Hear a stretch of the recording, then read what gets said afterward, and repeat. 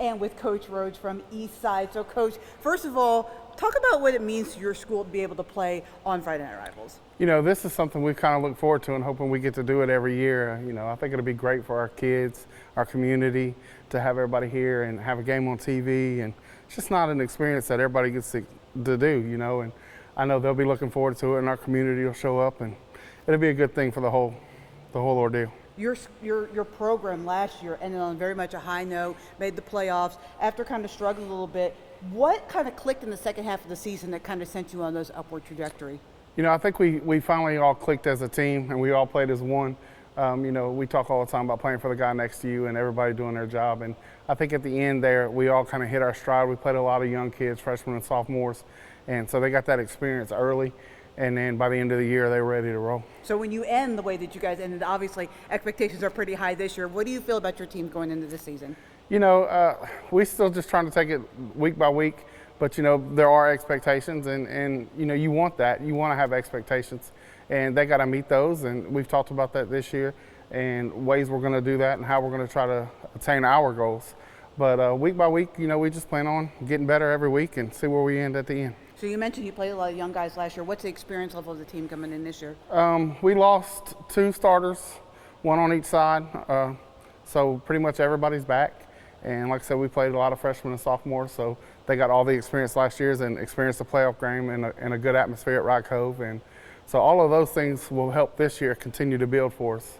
The football tradition here in Coburn is so deep. What's it like, your crowd Friday night playing in front of your fans? You know, I say all the time, with our stadium, it's one of the bigger ones, and our press box and everything, and the way our crowd comes when we walk down the steps, it's special, and it's fun to be a part of. You know, everybody's bought in. The whole town's here on Friday night, and it reminds me a lot of back when I was at Union, you know, that atmosphere and the way that the community supports them and shows up for them.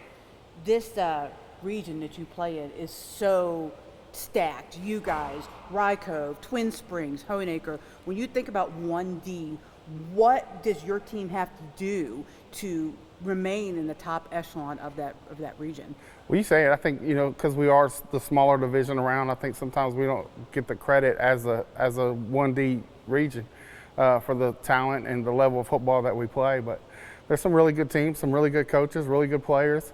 And for us, it's just going to be consistency. You know, I think we lost 5 total games last year by a combined total of 41 points. So that's 1 possession, you know, and a lot of our games were 6 or less points. So for us, it's going to be those young kids being able to finish and doing enough to be able to win those 1 possession games. So when you look at this season, you've got practice with pads starting on Thursday. Correct. For you guys. What do you need to accomplish between now and game 1? Just consistency. You know, the good thing is we're doing everything the same we did last year, and those guys got the experience I talked about. So for us, it's just going to be able to get our bread and butter down and do what we do.